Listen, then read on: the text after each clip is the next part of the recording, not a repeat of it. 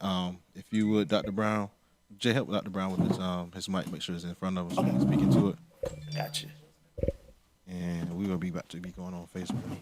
Pull this down a little bit. And if you could also fix don't choke him. Don't choke him, Jay. Don't. Oh, it's I didn't. You want me to take it off? Yeah, take it off.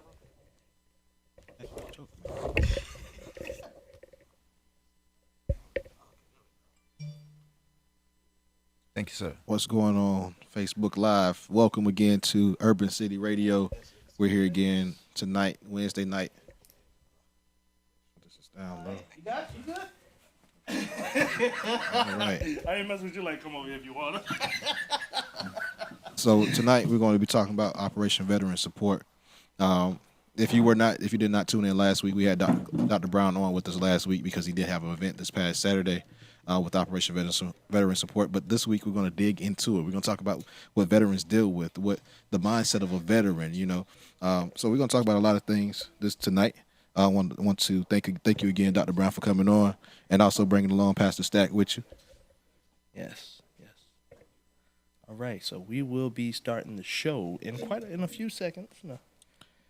If you're on Facebook Live, if you're tuned in on Facebook Live, of course, hit that share button in your lower left hand side of your screen if you got it turned sideways. Also, if you got it horizontal, whatever. Whatever make you feel better. Whichever way you want to do it. If you're tuned in on YouTube Live, hit subscribe. If you're on Spreaker, thank you for joining us tonight. If you're on Periscope, hit them hearts. What else we got? That's it. Periscope? Periscope. You said YouTube? Said YouTube. Our app? Our app. Download the app. Free 99. Free 99. All right. Yeah.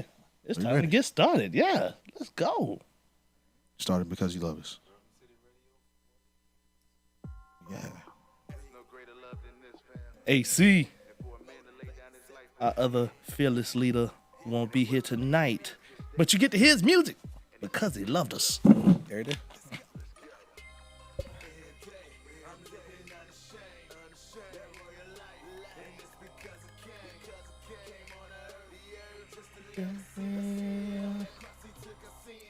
Did it cause he loved us.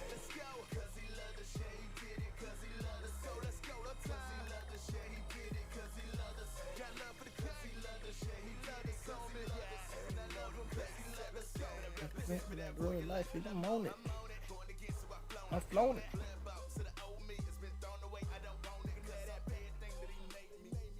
What's going on, everybody? This is your boy, Jay Will. I'm back. Welcome back, bro. Welcome back. I'm happy to be back. Glad to have you. And you are back listening to another episode of Urban City Radio, where we bring you the sounds of boots on the ground. What's Boot going up. on, everybody? It's your boy Ice, and tonight we have a great show lined up for you. We have Dr. Brown in the house with us again.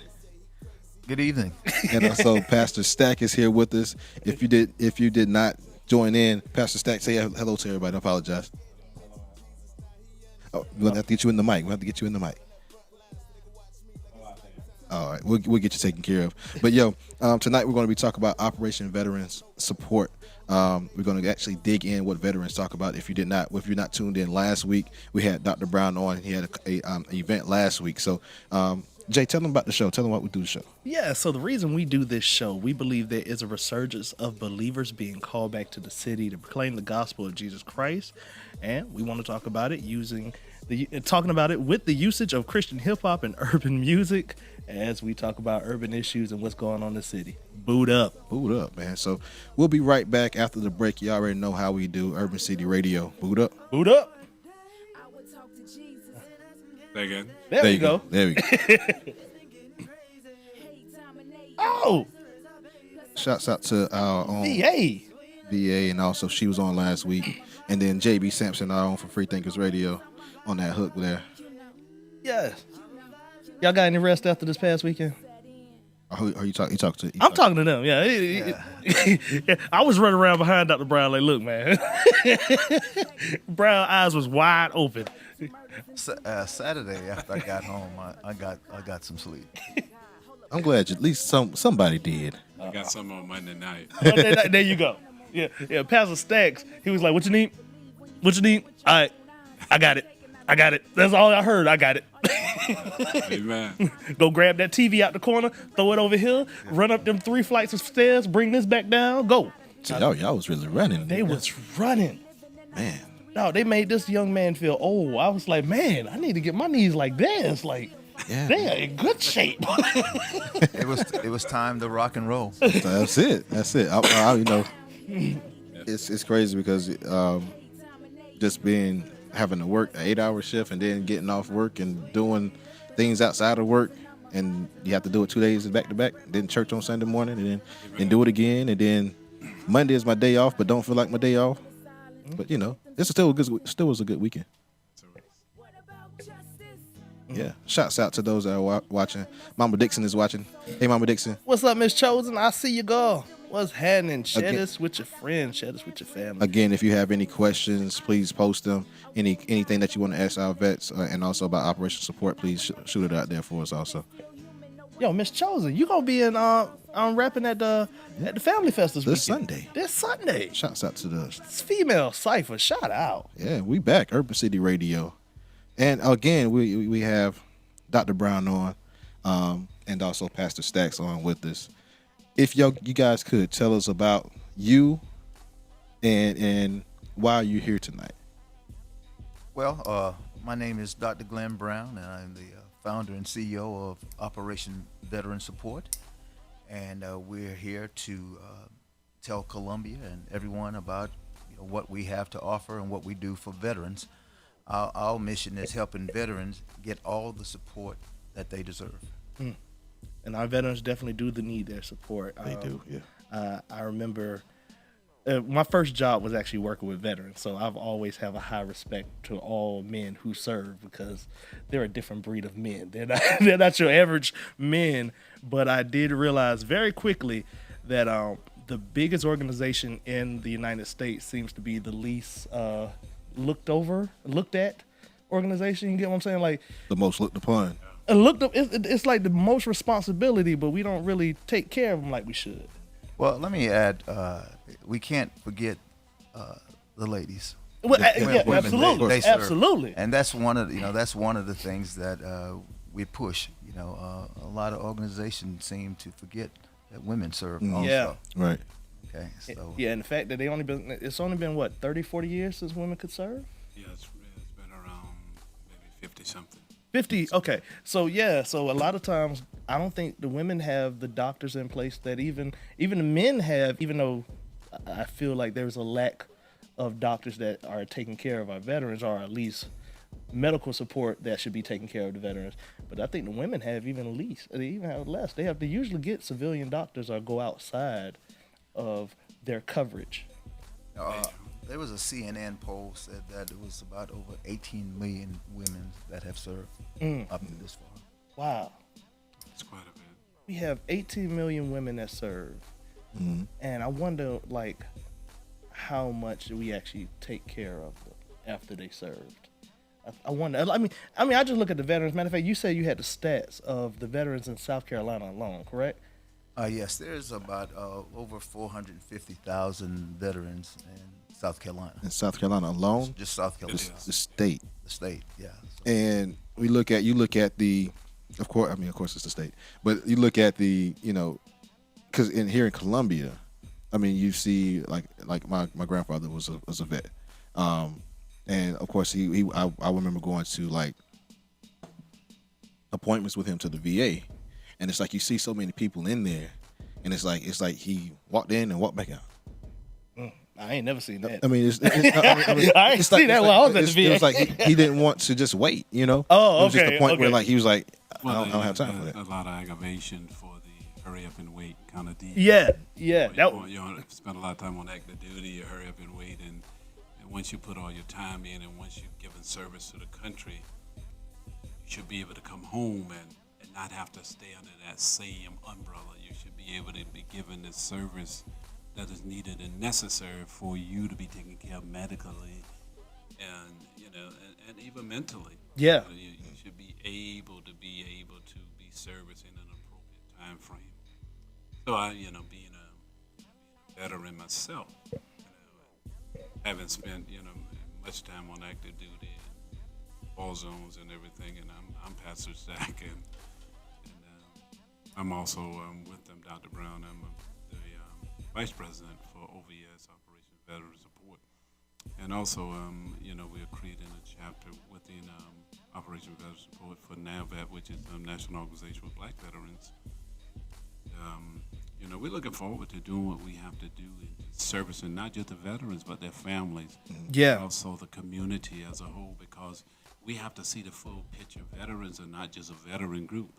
They're actually the community. They are part of the fullness of people that are within our community, within our state. And going back to a further point, when we were talking about the numbers that are in South Carolina, one of the very big reasons why people congregate here as veterans is simply because South Carolina is really a base-driven and service-driven state with we have large bases here. Mm-hmm. So veterans that are despondent and everything, they feel more comfortable in a place where bases are, where other comrades and peers are. Mm. So they're going to congregate in those specific areas because they feel like they got brothers and buddies and family in that military perspective or military atmosphere. Mm-hmm. Yeah, and I think that was one thing I did see, that the VA kind of created an atmosphere for you to fellowship with your fellow veterans. Like a lot of men built relationships in there because they were there all day. You walk in and you're supposed to have an 11 o'clock appointment. These guys get there at 8 o'clock for their 11 o'clock appointment and not seen until like 2, 3 o'clock. You know what stood out to me, it was a couple of years ago. This young lady was contacted by the hospital. Her dad had an appointment, and they finally got around to calling him up for his appointment. And she was furiated because her dad died a year. Oh, wow. Okay, and as a matter of fact, she went to the news on it. Wow. That was pretty bad, and I think that was a couple of years ago when they were really cracking down on, trying to expedite the appointments for these veterans. Wow. I know I was talking to one of my church members earlier today. We went and had lunch, and he's a veteran, and he was telling me how he needed a certain appointment, and they was like, yeah, he was supposed to have that appointment by the time he was 50. He's 53 now. And the only way he was able to get that appointment is he had to actually stay in the doctor's office and say, after he got his eye exam, say, no, y'all, I'm not leaving until you set another appointment for me. Because if he waited on them, it didn't look like it was going to happen anytime soon. But he had to actually say, no, I'm not leaving, y'all. I'm not leaving without an appointment. I don't care how many people y'all got. I can't leave without an appointment. And that's a story I keep hearing frequently. Mm-hmm. Now, I do hear great stories from the VA because they offer great services also. But those issues right there, it seems like those are the things that's kind of the more frequent conversations I hear or I have with people with, man, I've been waiting all this time, and I don't know why. Yeah, one of the things that really kind of brought a little unrest in my spirit was that we had a major hospital at Fort Jackson, and they scaled that hospital all the way back, and now that they've done that, they are having the active duty personnel, which they aren't veterans, but they are veterans, but they on active duty, yeah. And it seems like that status of procuring health services for them should stay to that side, but now it's also that they are assigning them to the VA, so it brings another load or another crowd, to assigning appointments and those particularities, and that's what I think is bringing some of the congestion. And I think that when you come off of active duty, now you come to that place of veteran status. Mm-hmm. You should be able to be serviced in a quickening sense. Mm-hmm. Yeah, and a lot of issues are going on with people who have served, and you want those issues taken care of so that they don't bring another issue into existence, within your body, within your health, your physical status. You want to curb that one so it won't cause another one. Right. And many times that put off will allow something else to creep up or crop up in your health. Yeah, I just saw somebody post on our Facebook page. They say they give medicine like clockwork, but only want to see you once a year. Like they'll throw all this medicine at you, but then it's almost impossible to get doctor's appointments at times. And it's like, this medicine, what effects is it having on your body? You can't really just go back and say, hey, I'm having bad issues while I'm taking this medicine, because Side effects. Yeah, the side effects, they won't see you that clear. They won't see you that quickly. So it's like, who do you talk to? And one thing I did while I worked for the state about 25 years after being my time in the military, and I kept insurance outside of that insurance, Yeah. so that I would have a balanced scenario, because I trusted them, but at the same time I always was under this advice, from my parents: get more than a first opinion, get a second opinion, and if you can, get a third one. Right. So that's why I kept my insurance, and I still, keep insurance for my family and myself, because I really want to have the best. Because this is the only body I got. I can't go to Walmart. Okay? I can't go to Walmart, go down to LC and get one. Right. This it. That's it. You only can get one body. You know, If you get another one, let me know. one of the things I've learned, being a civilian and spending a lot of time with veterans in the last 3 years, that only time can teach you. The books can't teach you certain things, and one of the things that I've learned, that just giving the medicine and not really taking the time. Yeah. Okay? And I learned that firsthand. And unfortunately, a lot of times the government might throw money at a situation, but it's missing the human factor. And that human factor it says a lot. Yeah. We're gonna be right back. This is Urban City Radio, where we bring the sounds of boots on the ground. Boot up. I really want to, when we come back, I really do want to talk about that other side, that you're a civilian who deal with veterans. So it's like you have a whole different perspective, because most veterans that I've talked with are guys just like Pastor Stack, who says, I serve my country, and I feel like this is how I'm being treated now. But as a civilian who deals with veterans, you have a different perspective than that. I mean, you still understand why he's frustrated in some of the ways, but it's kind of like, well, now I know what other services are trying to alleviate these issues. Mm-hmm. Yeah. One thing that was said on Facebook, shouts out to Shaver. She was saying that it was easier overseas, and when she came home, it was much worse in a lot of ways. And then she also, on top of that, she was saying that her meds come in the mail. There's no appointments needed. Her what? Her meds come in the mail. Oh, and there aren't no appointments needed. Yeah, That's right. Yeah. I think a lot of people start trying to take that option over. If I go here, man, I'm and I could, I used to deal with frustrated veterans, which I understood why they were frustrated, because it's like, I come here because I need help. Yeah. That was one thing they taught me while I was there. It was like, you can't look at these people as though they got normal situation. No, these people are coming because they have a situation and they need help. Yeah. And we want to thank those for watching on Facebook Live. Also, it's really important to our community to know about what veterans go through and the way that they need help and how they can be helped. A lot of times we don't know about that, in the community and in the urban community. So we need to later on in the show, we want to break that down of how Operations Veteran Support breaks that down, how they help people, how they help those veterans, and how people can get involved to help you help them also. Yeah. But when we come back in a few minutes, about a minute or two, we come back, we really want to talk about civilian working with veterans. How is your outlook? Because I could see that you probably deal with patients that probably have PTSD, and they do have moments when they have this frustration about what's going on. And I want to know, how did you handle that? How do you talk to somebody who their family is just coming home from the military, and it's like they don't understand? So yeah, we'll bring it back there later. Yeah, we're gonna bring that back. Another post on Facebook says that Ms. Dixon said her husband served 30 years and have been denied many benefits that was promised to him and his family.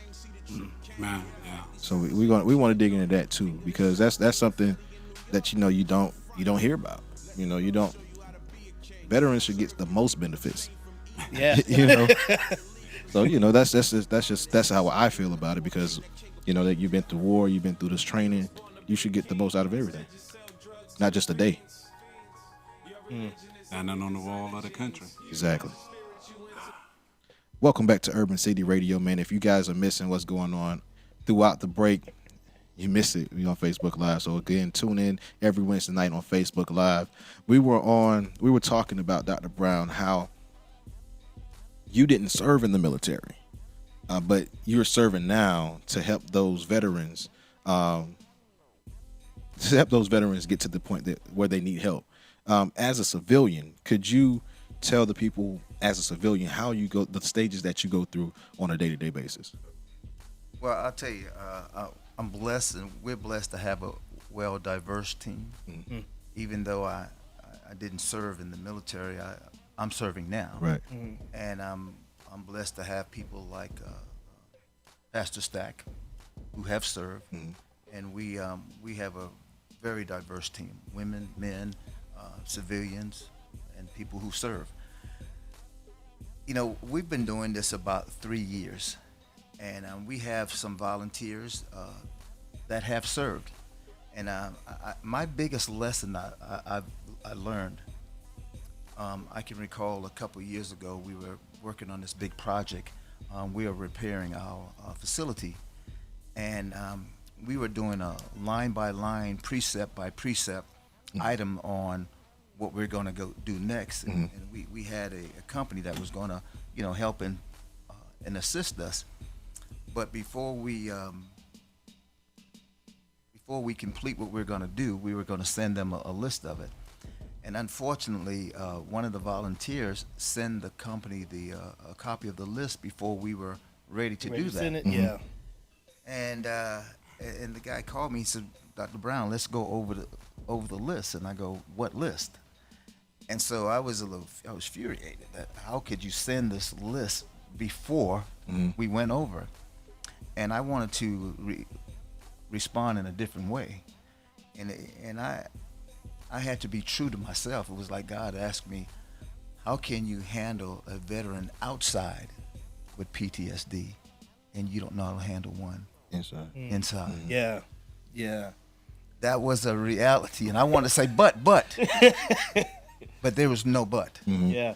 Okay, that I had to be true to myself, and I've had a lot of moments where I had to make sure that my motives are pure. Right.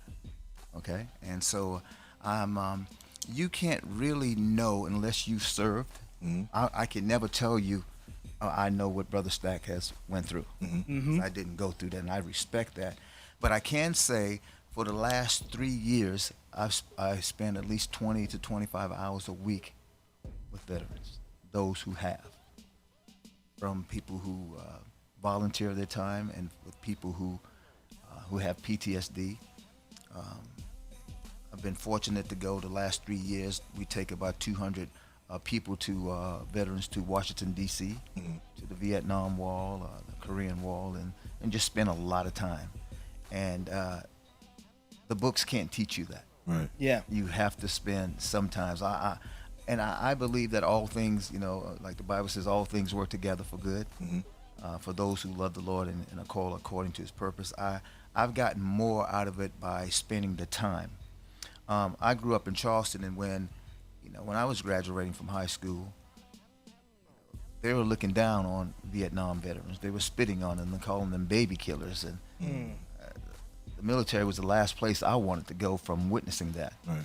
But if I knew then what I know now, and now I have a chance to serve, so I'm doing my part now. I do have a question, because since you have been spending so much time with veterans for the past 3 years, what advice could you give for somebody who's their family member is coming back from war, their family member is coming back overseas? What advice would you give them to help that person go through that transition of coming back to civilian life or retiring from military after everything? Well, I'm going to share from a civilian's point of view, and Pastor Stack can tell you firsthand. But one of the things I've learned, and I've took classes on suicide and a lot of prevention and a lot of things, is really you need to give a veteran their space. Okay, some veterans have nightmares, and you know, a lot of things that they go through. There's nothing you can do about let them work through it. You know, the best thing you can do sometimes is just listen, because you really don't understand. You think you might have a solution. The best you thing don't. is to do is just be quiet, let them get it off their chest, you know, and give them their space.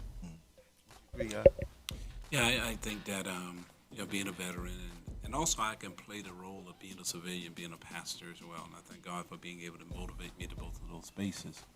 But one of the things and the best thing I think from my stance is that people have the tendency to be false with people when they come back from a certainty.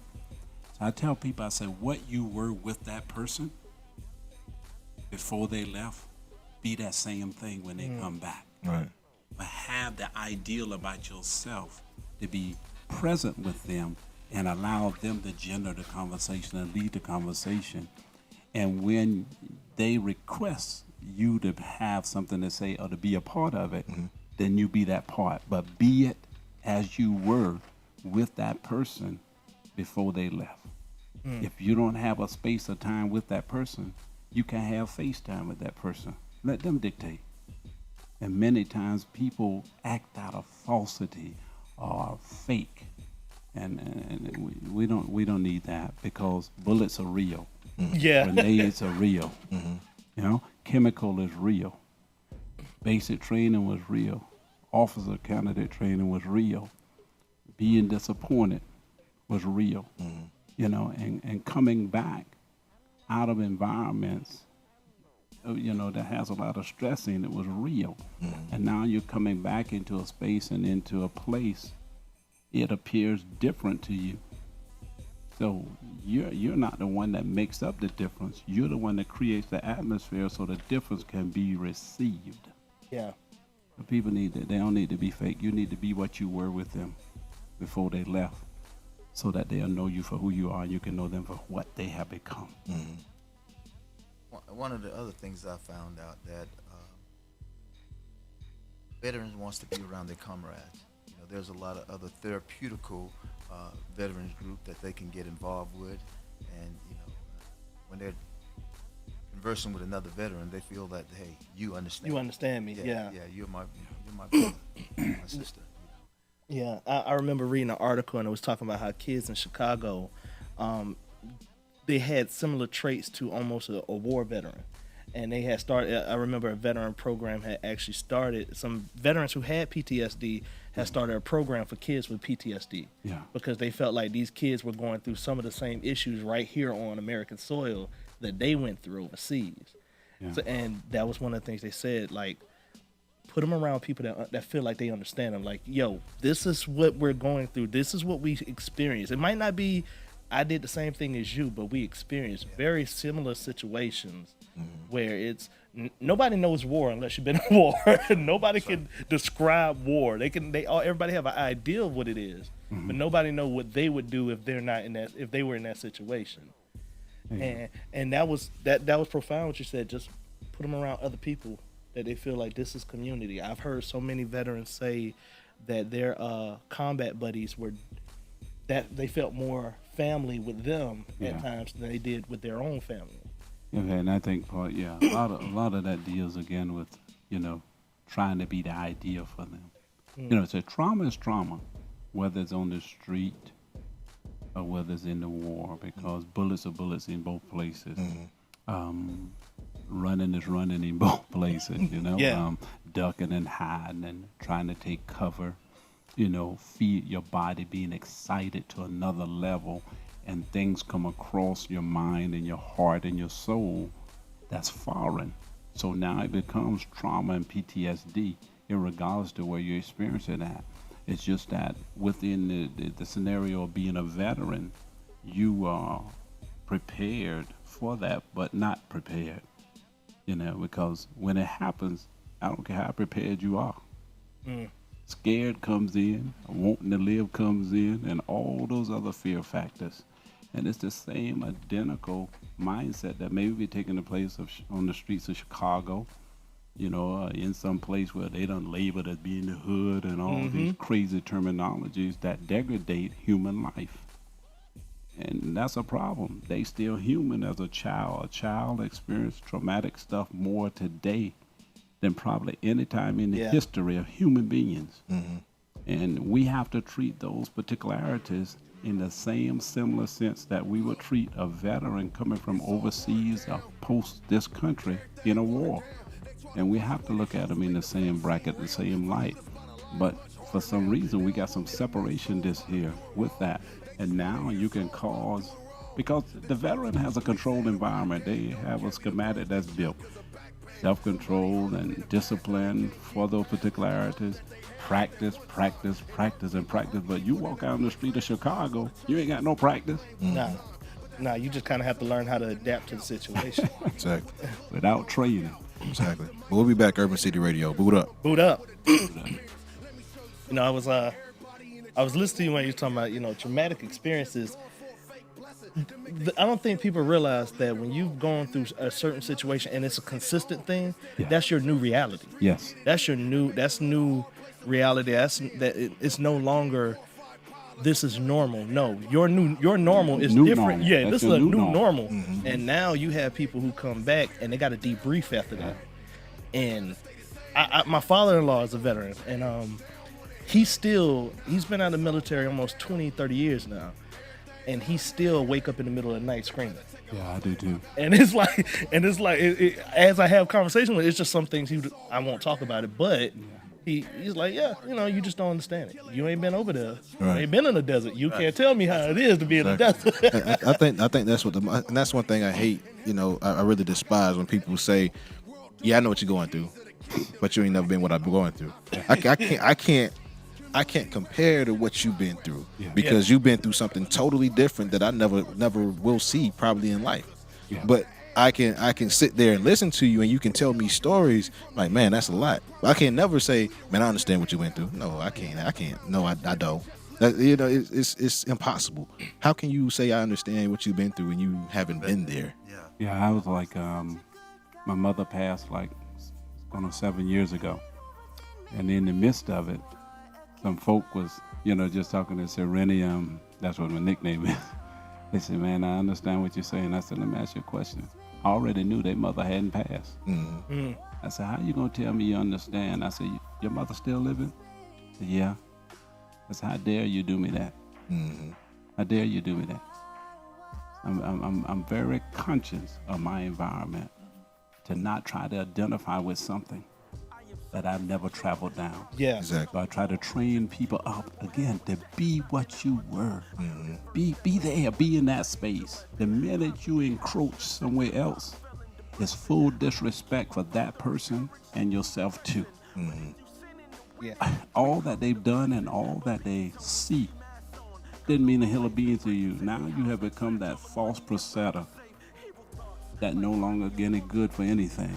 You can't go there again if you hadn't been there. Right. Yeah, we definitely need to learn how to empathize with each other, but at the same time, like you said, look, if I'm your friend, I empathize with you. I'm here for you as much as I can be here for you, but I can't say I can take the same weight that you taking right now.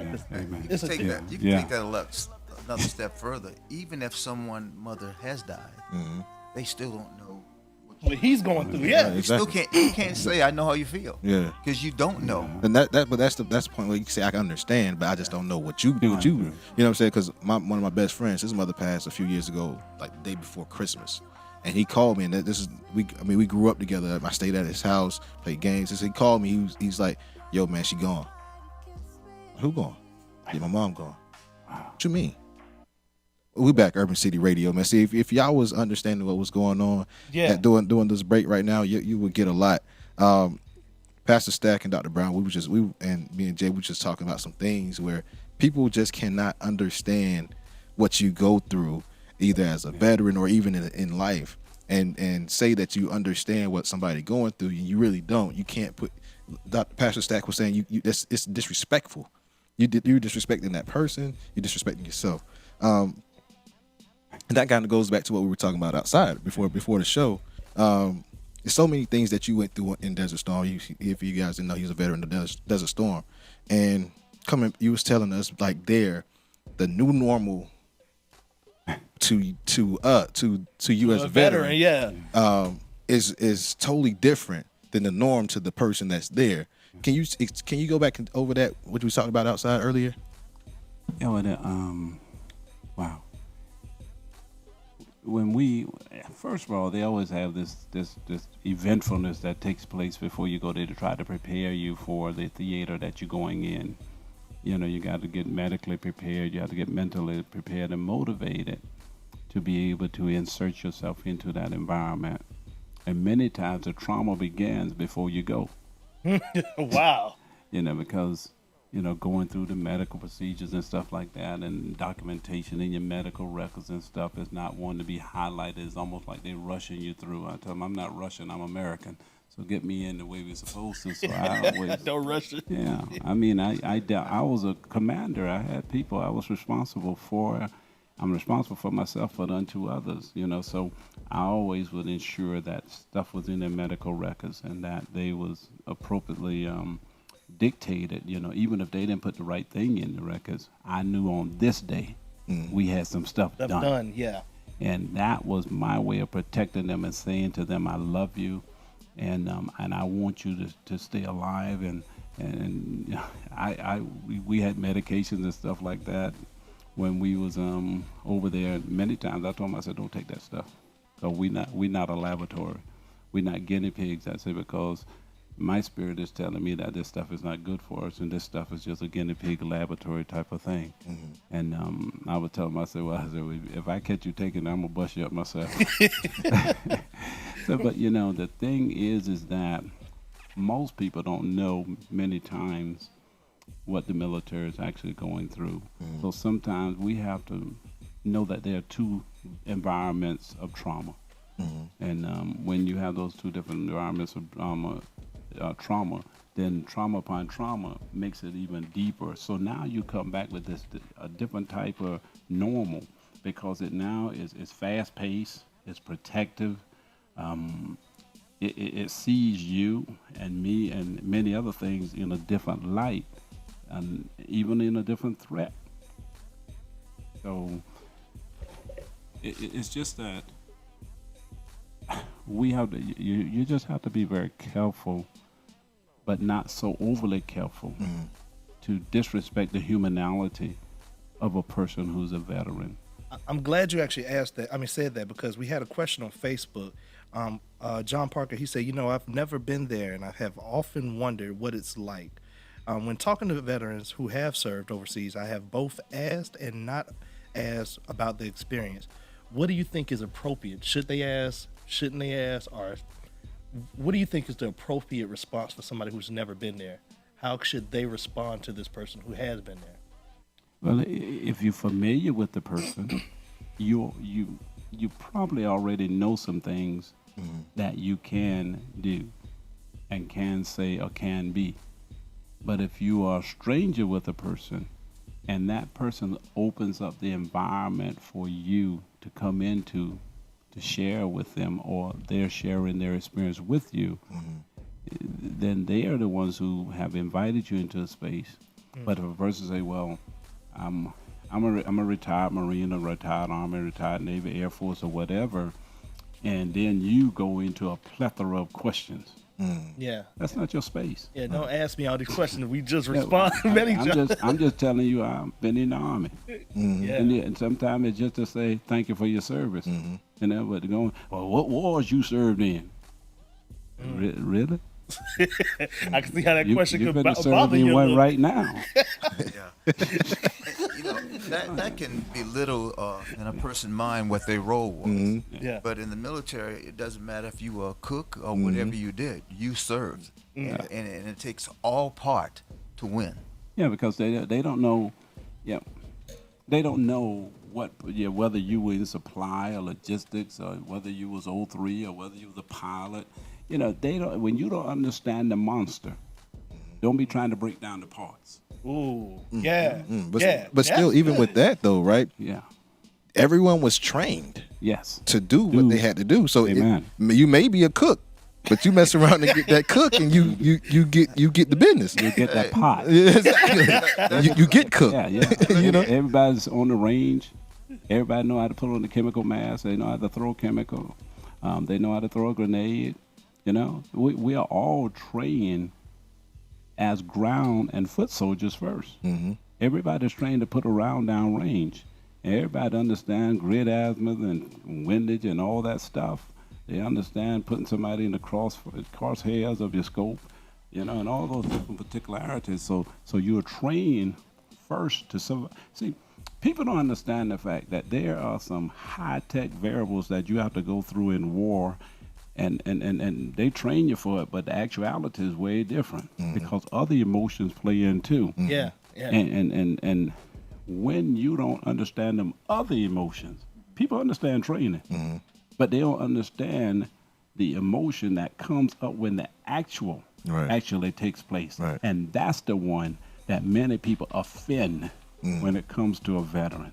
They're going to tell you, well, if I had gone to that war, I don't think I would have came back like you are. You don't even know how I am now. Exactly. So how dare you belittle what I have deemed necessary so you can stay a nice, free civilian? It's one thing to go through the simulation. It's another thing to go through the actual Yeah. full experience. Amen.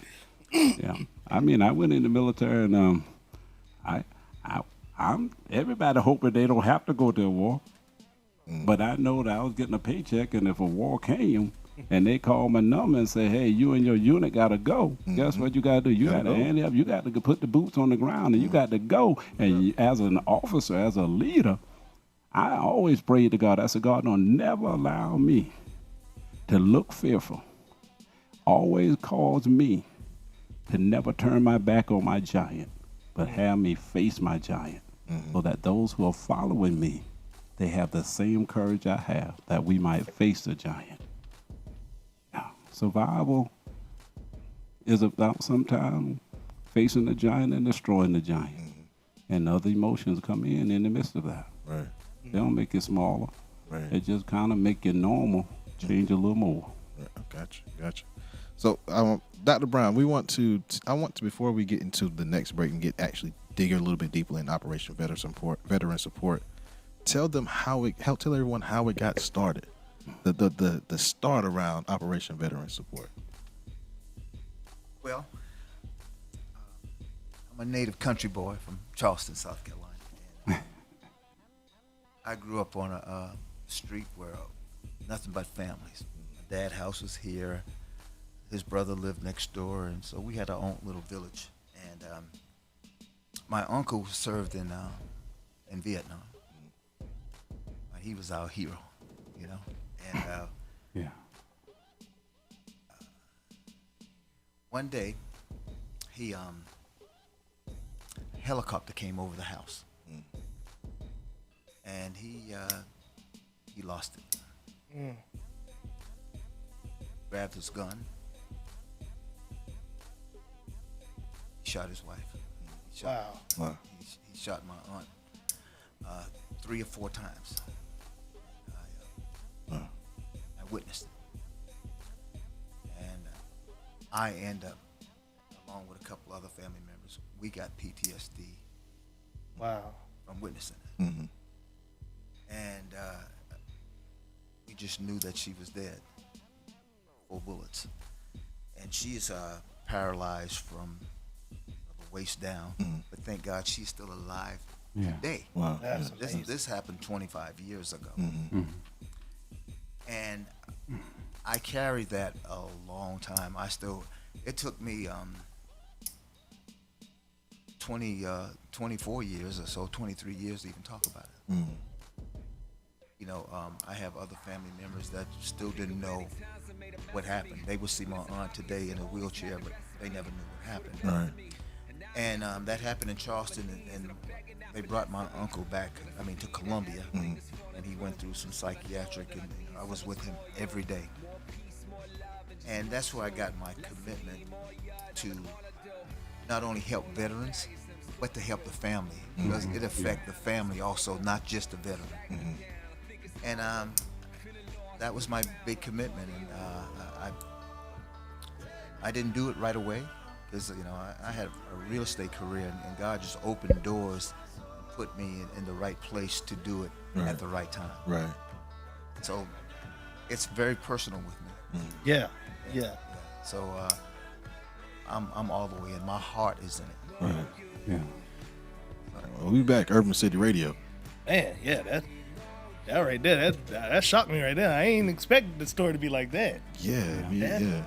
But that actually goes back to show how we don't. A lot of times these soldiers either aren't debriefed right, or a lot of them, most people aren't built for that kind of situation, that kind of experience. Yeah. Man, I'm glad we're off the air right now, because a lot of times I could never even tell that story without, because as I'm telling the story, I'm seeing it, and I'm telling you right now, I'm feeling it, just telling you guys the story. Yeah. I was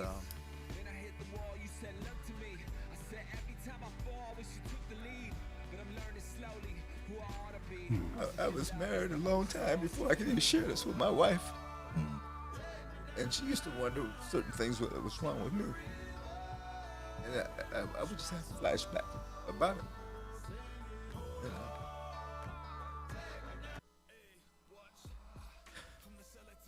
It's really deep, man. Yeah. It affected me in a lot of ways that I didn't even realize. But I know that God has me to do what I'm doing. Yeah. And you know, I don't have it all together, but I'm praying to God to put the right people, because I know Absolutely. that's way bigger than me. Right.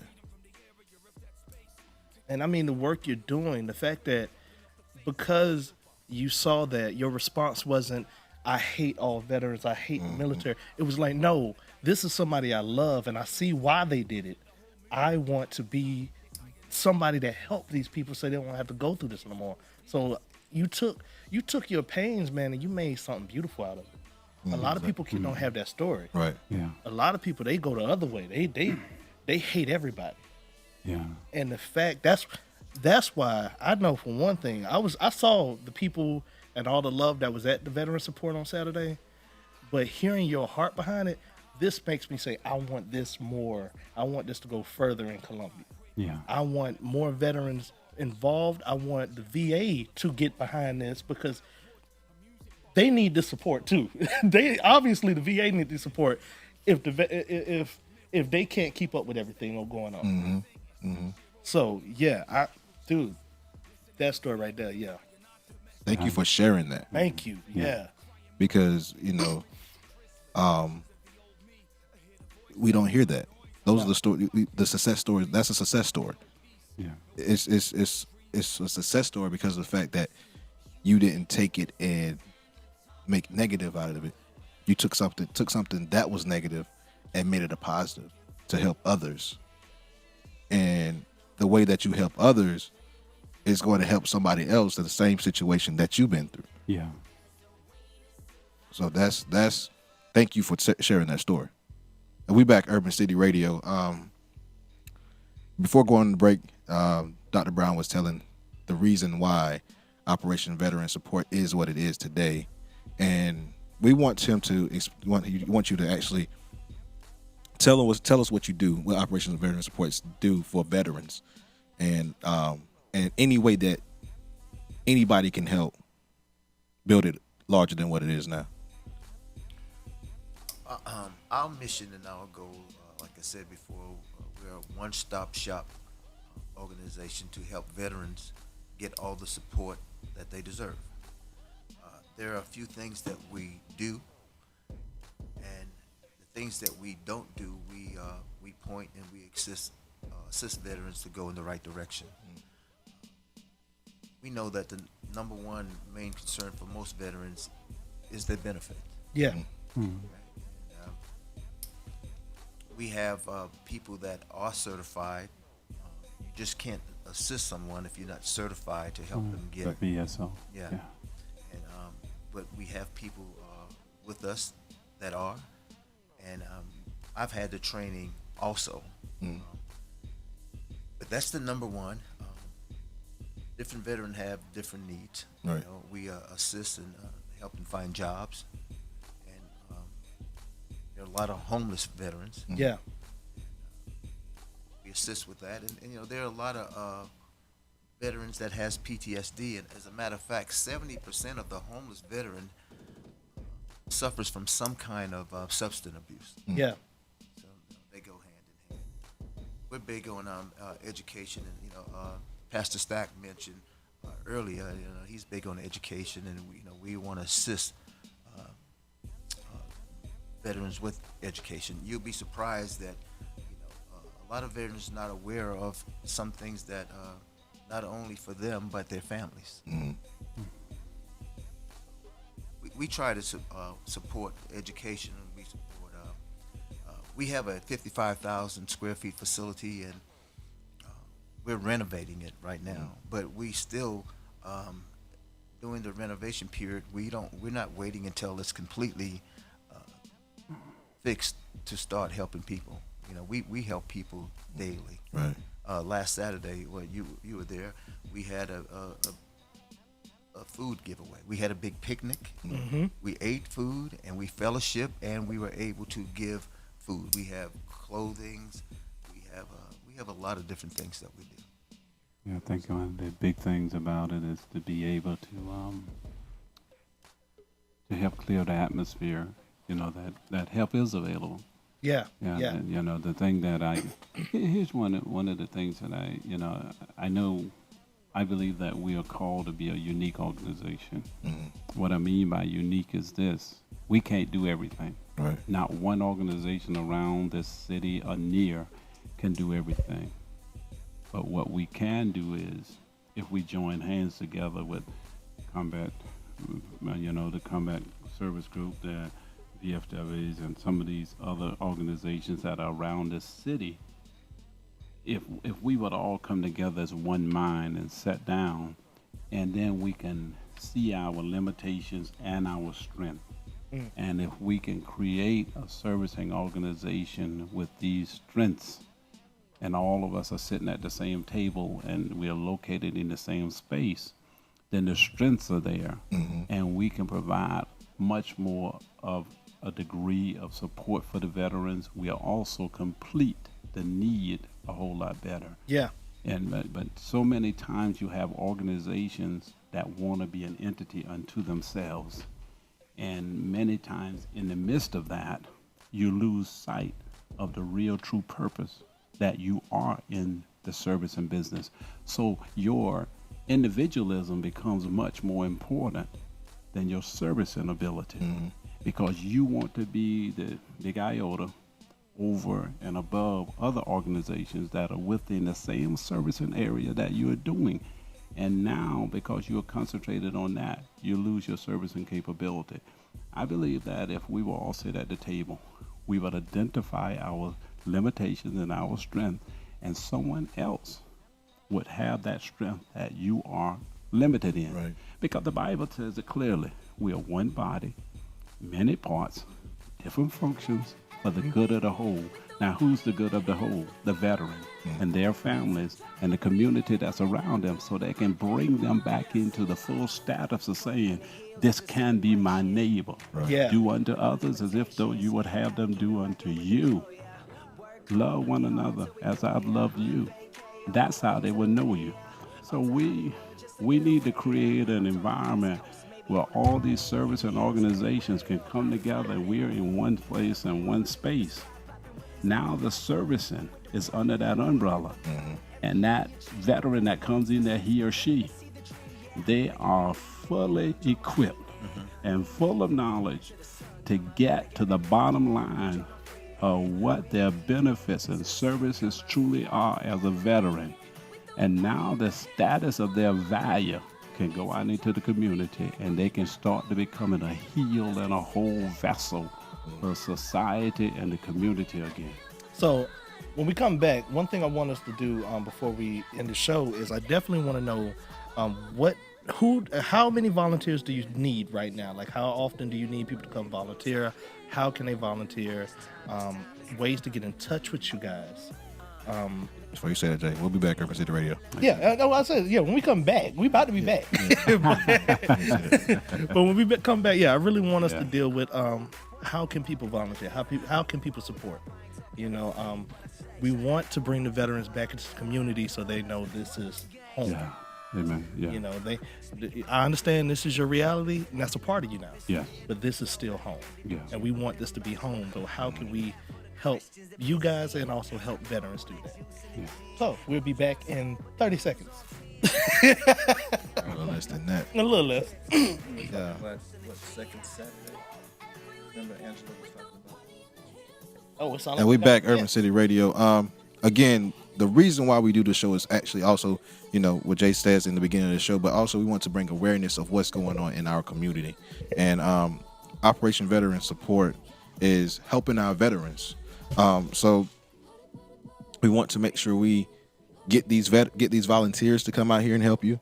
If you want to donate, want to find out how they can do that also.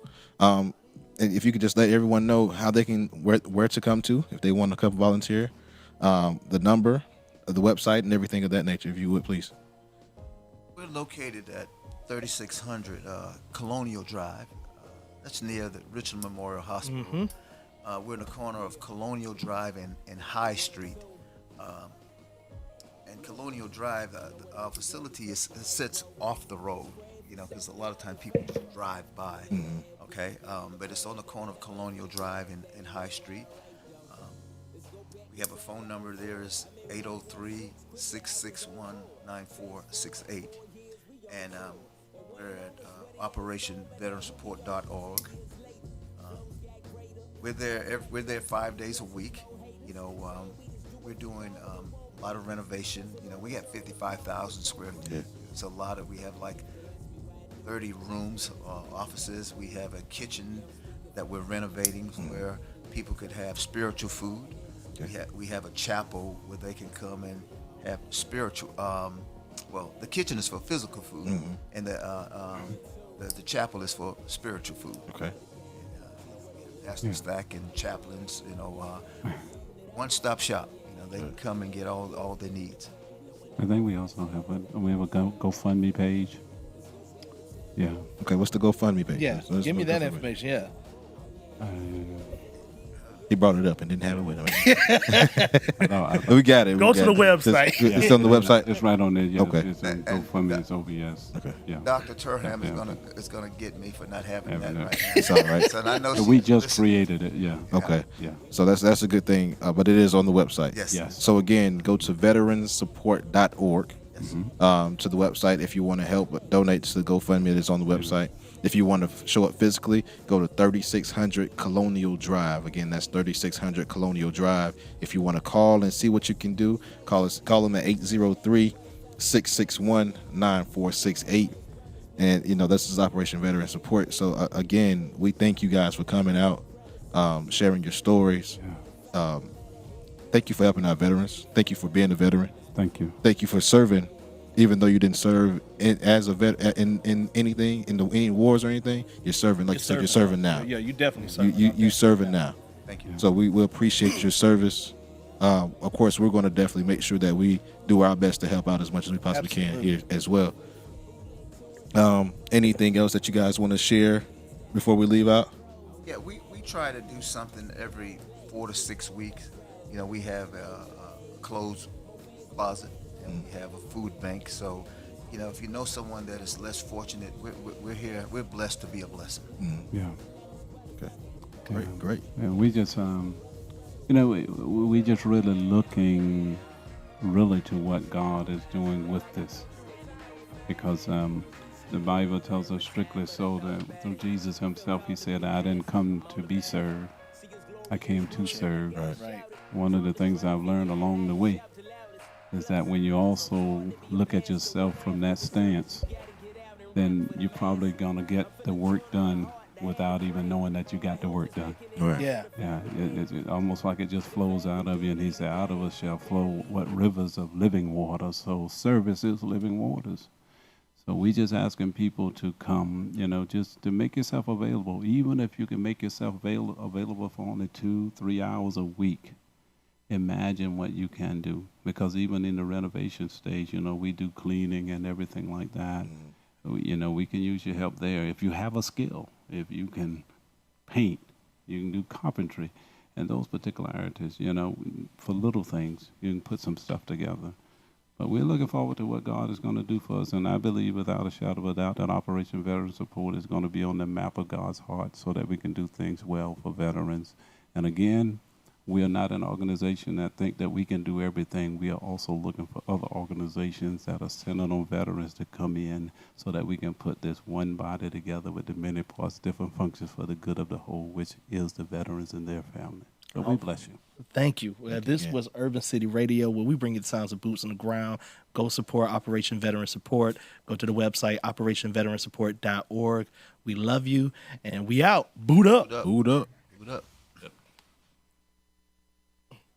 Good job, guys. Yeah. Hey, thank you guys again for tuning in on Facebook, man. We appreciate you. Share this. Let someone know what's going on because somebody needs to know. And we out of here. Bless you. Bless you, Dr. Brown. Man, I appreciate you today. And Pastor Stack. And we'll do that. So volunteer and do that. Because now when you look at the collective, you're helping the collective instead of everybody doing one same thing. Right. That was something you said earlier. You was like, food is always a need. And like we got the food covered, right? But where are they gonna go? Right. And I wanted you to touch on that. What about the people who say, well, I'm out here helping, I'm trying to give them the little gift bags, I'm trying to help the homeless this way.